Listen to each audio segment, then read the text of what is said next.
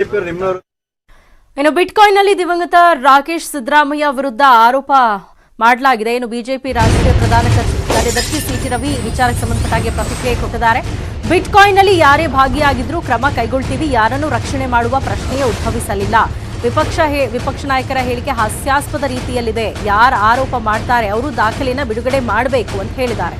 ಅದು ಬಿಟ್ಟು ಆರೋಪ ಮಾಡುವುದರಲ್ಲಿ ವಿಪಕ್ಷಗಳು ನಿಂತಿವೆ. ಸರ್ಕಾರ ಹಾಗೂ ಪಕ್ಷದ ನಿಲುವು ಸ್ಪಷ್ಟವಾಗಿದೆ. ನಿಷ್ಪಕ್ಷಪಾತ ತನಿಖೆ ಆಗಬೇಕು ಅಂತ ಚಿಕ್ಕಮಗಳೂರಿನಲ್ಲಿ ಬಿಜೆಪಿ ರಾಷ್ಟ್ರೀಯ ಪ್ರಧಾನ ಕಾರ್ಯದರ್ಶಿ ಸಿಟಿ ರವಿ ಅವರು ಪ್ರತಿಕ್ರಿಯೆ ಕೊಟ್ಟಿದ್ದಾರೆ. ಬಿಟ್ಕಾಯಿನ್ನಲ್ಲಿ ಯಾರೇ ಭಾಗಿಯಾಗಿದ್ದರೂ ಕೂಡ ಕಠಿಣ ಕ್ರಮವನ್ನು ನಮ್ಮ ಸರ್ಕಾರ ತೆಗೆದುಕೊಳ್ಳುತ್ತೆ, ನಮ್ಮ ಪಾರ್ಟಿ ತೆಗೆದುಕೊಳ್ಳುತ್ತೆ. ನಮ್ಮ ಪಾರ್ಟಿ ಸ್ಟ್ಯಾಂಡು ಅದು ಕ್ಲಿಯರ್ ಇದೆ. ಯಾರನ್ನೂ ಬಚಾವ್ ಮಾಡೋ ಪ್ರಶ್ನೆ ಇಲ್ಲ. ಈಗ ಒಂದು ರೀತಿ ಹಾಸ್ಯಾಸ್ಪದ ರೀತಿಯಲ್ಲಿ ವಿಪಕ್ಷದ ನಾಯಕರು ಹೇಳಿಕೆ ಕೊಟ್ಟರು. ನಾನು ಆರೋಪ ಮಾಡಿದ್ದೀನಿ, ನೀವು ಬಿಡುಗಡೆ ಮಾಡಿ ಅಂತ. ಯಾರು ಆರೋಪ ಮಾಡಿದ್ದಾರೆ ಅವ್ರ ದಾಖಲೆ ಬಿಡುಗಡೆ ಮಾಡಬೇಕು. ಯಾರ ಮೇಲೆ ನಂಬಿಕೆ ಇದೆ ಅವ್ರ ದಾಖಲೆಗಳನ್ನು ಬಿಡುಗಡೆ ಮಾಡಬೇಕು. ನಾವು ಭಾಳ ಸ್ಪಷ್ಟ ಇದ್ದೀವಿ, ತನಿಖೆ ನಿಷ್ಪಕ್ಷಪಾತವಾಗಿ ನಡಿಬೇಕು. ಯಾರೇ ತಪ್ಪಿತಸ್ಥಿದ್ರೂ ಕೂಡ ಅವರಿಗೆ ಶಿಕ್ಷೆ ಆಗಬೇಕು ಅನ್ನುವಂಥ ವಿಚಾರದಲ್ಲಿ ಬದ್ಧತೆ ಇದೆ. ಆ ಕಾರಣಕ್ಕೋಸ್ಕರನೇ ಶ್ರೀಕಿಯನ್ನು ಅರೆಸ್ಟ್ ಮಾಡ್ತು, ಆ ಕಾರಣಕ್ಕೋಸ್ಕರನೇ FIR ಹಾಕಿದ್ದು. ತನಿಖೆಯಲ್ಲಿ ಏನಾದರೂ ಯಾರಿಗಾದರೂ ಸಾಕ್ಷಿಗಳು ಅಥವಾ ಏನಾದರೂ ಮಾಹಿತಿ ಇದ್ದರೆ ಅವ್ರ ತನಿಖಾಧಿಕಾರಿಗಳಿಗೆ ಅಥವಾ ಮಾಧ್ಯಮಕ್ಕೆ ಅಥವಾ ನ್ಯಾಯಾಧೀಶರಿಗೆ ಅವರು ಸಲ್ಲಿಸುವ ಮೂಲಕ ತಮ್ಮಲ್ಲಿರುವ ದಾಖಲೆಗಳ ಮೂಲಕ ನಿಷ್ಪಕ್ಷಪಾತವಾದ ತನಿಖೆ ಆಗೋದಕ್ಕೆ ಸಹಕಾರಿಯಾಗಬೇಕು ಅಂತ ವಿನಂತಿ ಮಾಡ್ತೇನೆ.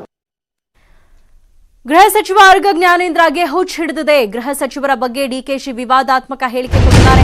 ಆರ್ಗ ಜ್ಞಾನೇಂದ್ರರನ್ನ ನಿಮಾನ್ಸ್ಗೆ ಸೇರಿಸಬೇಕು ಅಂತ ಡಿಕೆ ಶಿವಕುಮಾರ್ ಅವರು ಮಾತನಾಡಿದ್ದಾರೆ. ಯುವ ಕಾಂಗ್ರೆಸ್ ಚುನಾವಣೆಯಲ್ಲಿ ಹ್ಯಾಕ್ ಮಾಡಿದ ಆರೋಪಕ್ಕೆ ಸಂಬಂಧಪಟ್ಟಾಗೆ ಆರೋಪಕ್ಕೆ ಗೃಹ ಸಚಿವರ ವಿರುದ್ಧ ವಾಗ್ದಾಳಿಯನ್ನ ನಡೆಸಿದ್ದಾರೆ ಡಿಕೆಶಿ ಅವರು. ನಿಮಾನ್ಸ್ನಲ್ಲಿ ಗೃಹ ಸಚಿವರಿಗೆ ಚೆಕ್ ಮಾಡಿಸಿ ಅಂತ ವಾಗ್ದಾಳಿಯನ್ನ ಮಾಡಿರುವಂಥದ್ದು. ಈ ರೀತಿ ವಿವಾದಾತ್ಮಕ ಸ್ಟೇಟ್ಮೆಂಟ್ ಅನ್ನ ಕೊಟ್ಟಿದ್ದಾರೆ. ಗೃಹ ಸಚಿವರಿಗೆ ಹುಚ್ಚು ಹಿಡಿದಿದೆ ಅನ್ನುವಂಥ ಮಾತನ್ನ ಹೇಳಿರುವಂಥದ್ದು ಡಿಕೆ ಶಿವಕುಮಾರ್ ಅವರು. ಆರ್ಗ ಜ್ಞಾನೇಂದ್ರ ಅವರನ್ನ ನಿಮಾನ್ಸ್ಗೆ ಸೇರಿಸಿ ಅಂತ ಡಿಕೆ ಶಿವಕುಮಾರ್ ಹೇಳಿದ್ದಾರೆ. ಯುವ ಕಾಂಗ್ರೆಸ್ ಚುನಾವಣೆಯಲ್ಲಿ ಹ್ಯಾಕ್ ಮಾಡಲಾಗಿದೆ ಅನ್ನುವಂತಹ ಆರೋಪ ಏನ್ ಮಾಡಿದ್ರು, ಈ ಆರೋಪಕ್ಕೆ ಸಂಬಂಧಪಟ್ಟಾಗೆ ರಿಯಾಕ್ಟ್ ಮಾಡುವ ಭರದಲ್ಲಿ ಈ ರೀತಿಯಾಗಿ ವಿವಾದಾತ್ಮಕ ಸ್ಟೇಟ್ಮೆಂಟ್ ಅನ್ನ ಕೊಟ್ಟಿದ್ದಾರೆ DK Shivakumar. What I am telling you, Home Minister is a mad man.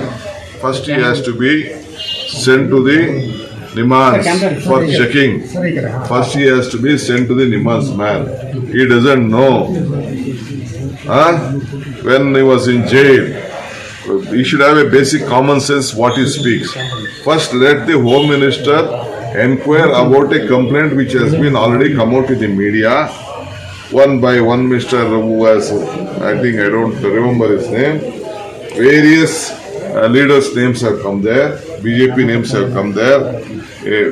Let me first take a suo motu case on that complaint which has been written to the Prime Minister, then we will discuss on it. ಸುದ್ದಿ ಮುಂದುವರಿಯುತ್ತೆ ಚಿಕ್ಕ break ಆದ್ಮೇಲೆ.